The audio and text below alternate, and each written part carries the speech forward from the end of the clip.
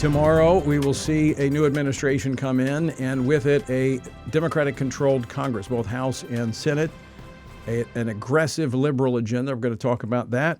But first, as I mentioned, Katie Couric on Bill Maher, talking about conservatives in Congress who questioned the election results in November. This is what she had to say. It is so shocking. Not only are they not conceding, Bill, but there's thoughts that there might have been some collusion among members of Congress. Some are refusing to go through magnometers or whatever you call them to check for weapons. They're not wearing masks during the siege. I mean, it's really bizarre, isn't it, when you think about how AWOL so many of these members of Congress have gotten. But I also think some of them are believing the garbage that they are being fed 24/7 on the internet by their constituents, and they bought into this big lie. And the question is, how are we going to really almost deprogram these people who have signed up for the cult of Trump? I'm almost speechless at the arrogance here. First off, talking about that some Republicans think there may be a collusion because they're listening to 24/7 what's on the internet and the garbage their constituents are feeding them. Wait a minute.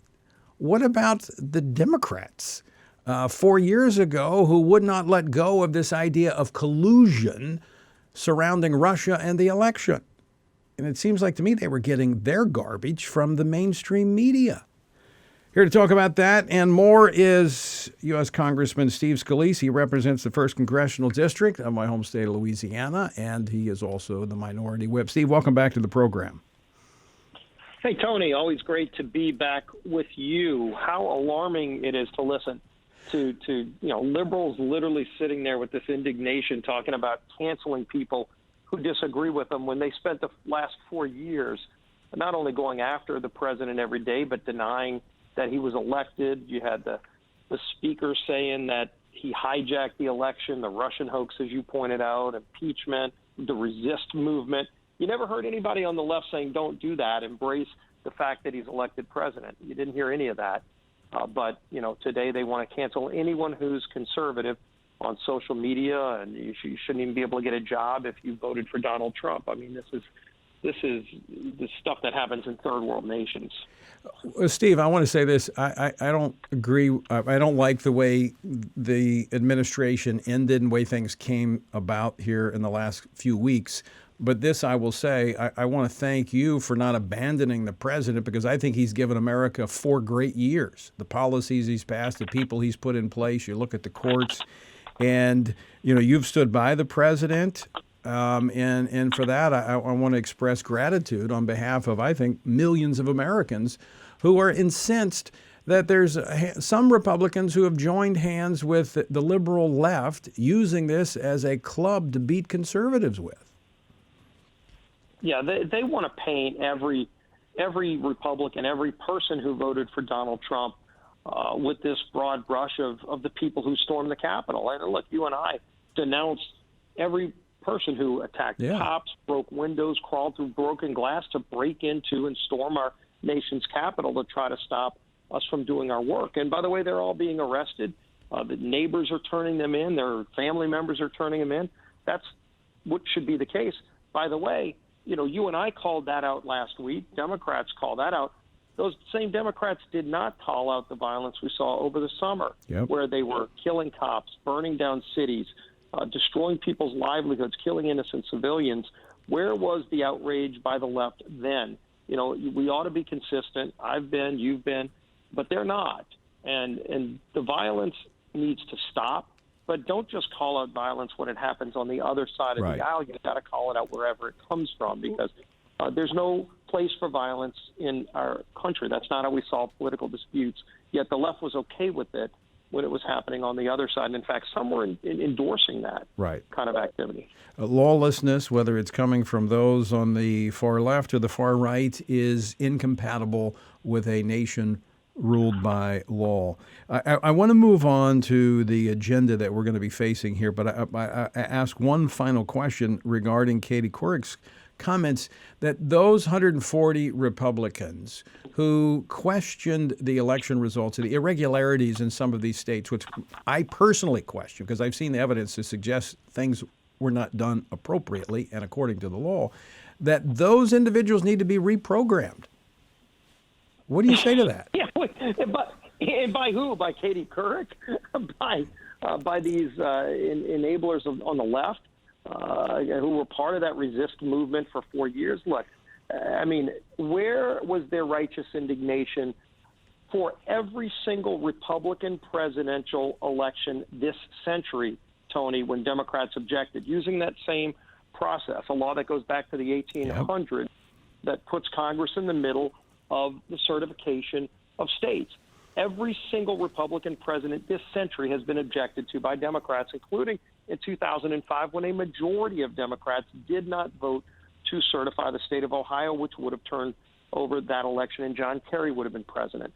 So, where were they then? Are they going to boycott and not give financial contributions to those Democrats who voted that way, or is it just Republicans that they get upset about this? They never suggested changing that law. Again, it's a law that goes back to the 1800s. It's nothing new. The Constitution says that it's state legislatures who set the rules for carrying out elections for president to choose electors. That's the Constitution, not just the law, that it's legislatures. In a number of states, they went around those legislative bodies. Are we just going to keep letting that happen and look the other way? Or are we finally going to get control back where you have elections that are run the way the Constitution lays it out for president? And, and you're an insurrectionist now if you say that the Constitution has to be followed. I mean, this is the lunacy of the left. And again, they forget that every single Republican president this century has been challenged by Democrats, and all of a sudden now they think that process warrants insurrection. Well, their hope is that the men and women in Congress like you will grow silent and be intimidated by their loud voices. And my hope and prayer is that you will not. You will continue to defend the Constitution. And that's where I want to go now, because we're going to see in the first 10 days promises of a blitz by the Biden administration. What are you anticipating in the first 10 days and beyond coming from Joe Biden and now a Democratic majority in both the House and Senate?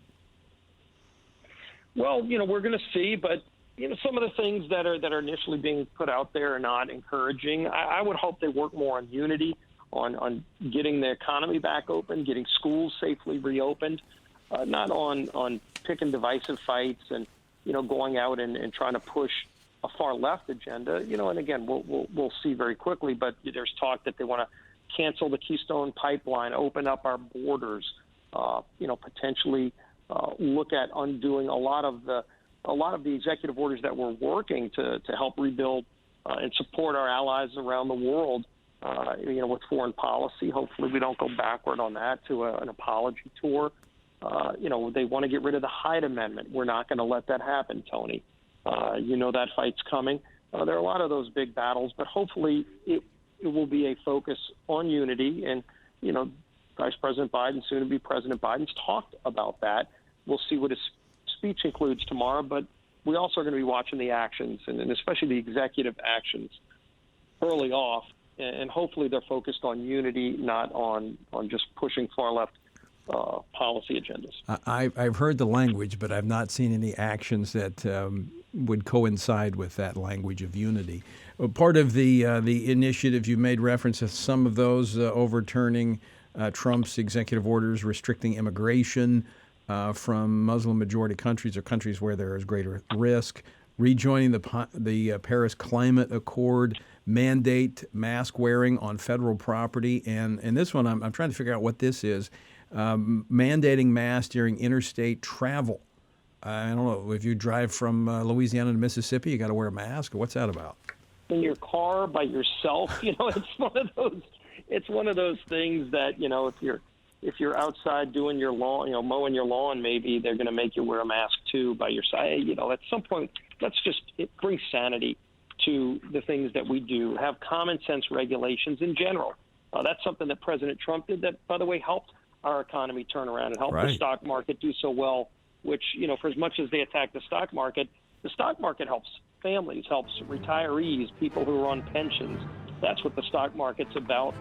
Let's not go after those small businesses and those families who want sane regulations. Well, Congressman Steve Scalise, I know we're going to have a lot to talk about in the next 100 days as we watch this new administration implement their agenda. Hopefully, as you said, there will be some element of unity and working together to get our nation, continuing to move forward, but we'll see soon enough. Steve, thanks so much for joining us. Well, thanks. God bless you, Tony. God bless this great country. All right.